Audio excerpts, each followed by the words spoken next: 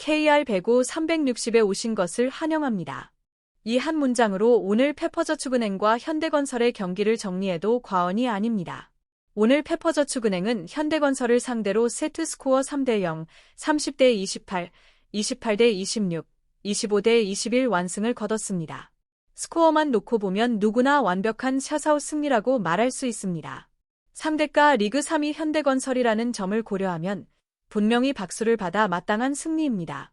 하지만 오늘 경기에서 가장 큰 화제는 승리의 주력도 7억 7천만 원의 연봉을 받는 외국인 선수도 아닙니다.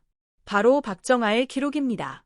득점 1점, 공격 성공률 5.56%, 조이가 30점을 올렸고 시마무라와 박은서도 두 자릿수 득점을 기록했습니다. 페퍼는 매 세트 막판마다 중요한 득점을 만들어내며 결국 현대건설을 눌렀습니다. 그런데 이 승리의 과정에서 팀의 주장이고 고액 연봉자인 박정아는 공격에서 사실상 존재감을 보여주지 못했습니다. 특히 1세트와 2세트가 모두 듀스로 갈 만큼 팽팽했던 경기. 한 점 한 점이 승부를 가르는 상황에서 연봉 7억 7천만 원을 받는 공격수가 남긴 숫자가 1점, 성공률 5.56%라는 것은 결코 가볍게 넘길 수 없는 장면입니다. 오늘 배구 이슈에서는 먼저 세트별 흐름을 짚어본 뒤 확성기 왜 승리했음에도 불구하고 박정아의 1점과 5.56%가 가장 큰 논쟁이 되는지, 확성기 왜 감독이 먼저 선수를 다독였다고 말할 수밖에 없었는지, 확성기 그리고 왜 팬들이 이겨도 개운하지 않다는 반응을 보이는지 차분하지만 솔직하게 이야기해 보겠습니다. 배구공 1세트 30대 28. 1세트 초반 흐름은 분명히 페퍼저축은행 쪽이었습니다. 조이, 시마무라, 박은서의 공격이 연속으로 성공하며 12대 6까지 앞서 나갔고 공격 루트도 다양하게 잘 열렸습니다. 하지만 현대건설은 김희진의 서브 득점과 양효진의 속공, 그리고 캐리의 공격으로 빠르게 추격에 나섭니다. 순식간에 19대 19 동점. 페퍼는 다시 24대 21로 세트 포인트를 만들었지만 양효진의 연속 블로킹과 캐리의 득점으로 승부는 듀스로 넘어갑니다.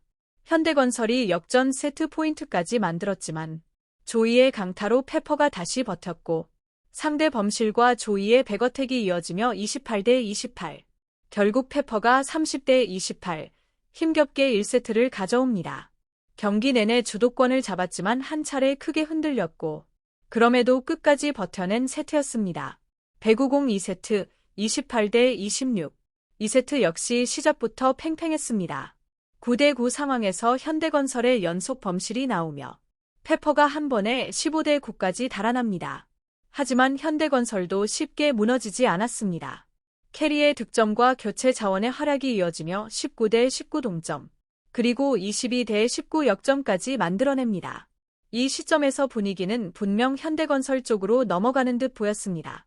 그러나 페퍼는 조이와 시마무라를 중심으로 다시 추격했고 22대 22, 또다시 듀스 상황으로 경기를 끌고 갑니다. 26대 26 상황, 결국 승부는 조이의 연속 오픈 공격으로 갈렸습니다. 2세트는 28대 26, 현대건설이 한 차례 잡을 뻔했지만 끝내 또다시 내주고 말았습니다. 그리고 이 순간이 사실상 오늘 경기 전체의 흐름을 가른 결정적인 분기점이었습니다. 배구공 3세트 25대 21. 스코어만 보면 25대 21. 그래도 접전 아니냐라고 할 수 있습니다. 하지만 실제 흐름은 2세트를 놓친 이후 현대건설의 기세가 눈에 띄게 떨어진 세트였습니다. 끝까지 밀어붙일 힘을 만들어내지 못했습니다. 중반까지는 비슷했습니다. 특히 19대 18 상황. 캐리의 공격이 아웃됐고 캐리가 무릎 통증을 호소하는 장면도 나옵니다. 이 장면 이후 현대건설의 분위기는 더 가라앉습니다. 그리고 페퍼는 이 기회를 놓치지 않습니다. 현대건설의 공격 범실이 연달아 나오며 페퍼가 21대 18로 격차를 벌립니다. 조이의 득점, 이어서 시마무라의 득점. 전광판은 23대 20. 이 시점부터 현대건설은 한 점씩 따라붙기는 했지만 다음 득점을 만들어낼 루트가 보이지 않았습니다. 흐름은 완전히 페퍼 쪽으로 넘어갔고 마지막도 조이의 손에서 마무리됩니다. 25대 21. 페퍼저축은행의 3대 0 완승입니다. 확성기 박정아 1점, 공격 성공률 5.56%. 왜 이것이 팀 미스가 되는가? 이제 본론으로 들어가 보겠습니다. 페퍼는 3대 0으로 이겼고 조이는 30점, 시마무라와 박은서도 제 역할을 했습니다. 그럼에도 경기 후 가장 많은 시선이 박정아에게 쏠리는 이유는 분명합니다. 오늘 박정아의 기록은 1점, 공격 성공률 5.56%. 이건 단순히 오늘 컨디션이 안 좋았다로 설명할 수 있는 수치가 아닙니다. 공격 루트 자체가 사실상 득점 기능을 상실했다고 봐야 합니다. 더 냉정하게 말하면 팽팽한 경기에서 팀이 기대야 할 주장이자 베테랑, 고액 연봉자의 위치가 한 점을 만들어주는 옵션이 아니라 상대가 계산하는 대상이 되어버렸다는 뜻입니다. 이 순간부터 전술은 꼬이기 시작합니다. 오늘은 페퍼가 이겼기 때문에 이 논쟁이 잠시 묻힐 수도 있습니다. 하지만 이겼는데도 논쟁이 커진다는 건 팬들이 이미 오래전부터 느끼고 있었다는 의미입니다. 결과로 이 문제를 덮는 게 더 위험하다. 이렇게 생각하고 있다는 겁니다.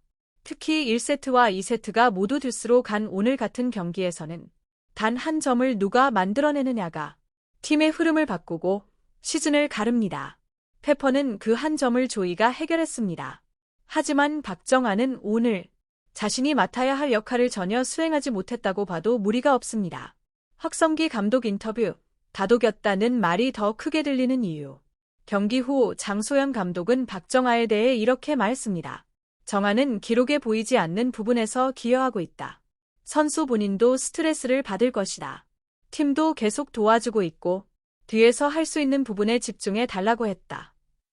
표면적으로 보면 선수 보호 차원의 발언입니다. 감독이라면 당연히 할 수 있는 말이기도 합니다. 하지만 팬들이 이 말을 들으며 떠올리는 생각은 다릅니다. 지금은 공격 기대치를 낮춰야 하는 단계인가? 공격수에게 남은 게 보이지 않는 기여뿐이라는 뜻인가? 그렇다면 코트 위에서 득점 책임은 누가 지는가? 다시 말해, 그 다독임이라는 표현이 어느 순간에는 현실을 인정하는 신호처럼 들릴 수 있다는 겁니다. 더 치명적인 이유는 오늘 경기 자체가 접전이었기 때문입니다. 감독이 시간을 벌어주고 팀이 도와주고 그 모든 과정은 가능합니다. 하지만 최소한 코트 위에서 득점 기능만큼은 유지되어야 합니다. 그런데 오늘 기록은 이미 그 기준선을 넘어섰다는 걸 보여줍니다. 한편 현대건설 강성영 감독의 경기 후 코멘트도 나왔습니다. 다이니와 캐리의 공 높이를 조정하겠다. 이는 오늘 현대건설 공격이 스피드, 타점, 리듬에서 어긋났다는 뜻으로 해석할 수 있습니다. 그리고 이 부분은 페퍼가 계속해서 그 지점을 물고 늘어지며 쉽게 놓아주지 않았다는 분석과도 맞닿아 있습니다. 즉, 오늘 경기는 분명 현대건설 쪽에 문제점이 있었고 페퍼 입장에서는 우리 구조로 충분히 이길 수 있는 경기였다는 점도 분명합니다. 하지만 그 구조 안에서 박정아의 5.56%는 페퍼 내부에서도 절대 가볍게 넘길 수 없는 경고등입니다. 확성기 커뮤니티 반응. 경기 직후 커뮤니티에는 이런 반응들이 이어졌습니다. 1점이 말이 되나? 공격 성공률 5.56%면 사실상 공격 옵션이 아니다. 이 수치로 기용하면 팀 전술이 무너진다. 다독이는 건 이해하지만 코트는 감정으로 뛰는 곳이 아니다. 조이가 다 했는데 그럼 나머지는 뭘 했나? 베테랑이면 최소한 분위기는 잡아줘야 하는데 득점이 없으면 남는 게 뭐냐? 이겨도 개운하지 않은 이유가 그거다. 이 반응을 한 문장으로 정리하면 이겁니다. 개인 선수를 비난하고 싶어서가 아니라 팀이 다음 단계로 가기 위해 더 이상 미룰 수 없는 문제라는 인식. 오늘 페퍼저축은행은 현대건설을 3대 0으로 꺾었습니다. 분명 의미 있는 성과입니다. 하지만 배구 이슈는 여기서 멈추면 안 된다고 봅니다. 오늘처럼 팽팽한 경기에서 주장이 1점, 공격 성공률 5.56%를 기록했는데도 그것이 보이지 않는 기여라는 말로만 덮인다면 이 팀은 언젠가 더 큰 무대에서 같은 문제로 다시 무너질 수밖에 없습니다. 감독의 보호 의도는 이해합니다. 그러나 이제 팀은 도와주는 단계를 넘어 이 포지션을 어떻게 관리할 것인지 현실적으로 고민해야 할 시점입니다. 페퍼가 오늘 승리했음에도 박정아를 둘러싼 논쟁이 더 커지는 이유입니다. 이상 배구 이슈였습니다. 다음 이야기에서 찾아뵙겠습니다. 시청해 주셔서 감사합니다. 좋아요, 공유, 구독 부탁드립니다.